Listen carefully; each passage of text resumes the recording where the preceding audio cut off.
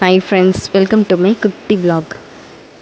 நான் லக்கி, எங்கள் ஹஸ்பண்ட் 3 பேர் மட்டும் வெளியே போய் ரொம்ப நாள் ஆயிடுச்சு. 6 months மேலே. சரின்னு அன்றைக்கி கிளம்பிட்டோம். ஒரு சைடு மழை, ஒரு சைடு வெயில். நல்லா இருந்தது கிளைமேட்டு. சரி, பெரம்பூர் ஹைட்ரபேட்டில் தான் எப்போவுமே சாப்பிடுவோம். அன்றைக்கின்னு பார்த்து சண்டேன்றனால டைனிங் இல்லைன்னு சொல்லிட்டாங்க. ரொம்ப நேரம் தேடி கண்டுபிடிச்சி அட்லாஸ்ட் ஒரு கடையில் சாப்பிட்டுட்டு நேராக வண்டி எடுத்துகிட்டு மெரினா பீச்சுக்கு போயிட்டோம். செம்ம டிராஃபிக்கு. ஏன்னா மார்னிங் தான் நம்ம விஜய் அண்ணா அந்த சிஎம் இதெல்லாம் பண்ணாங்களா.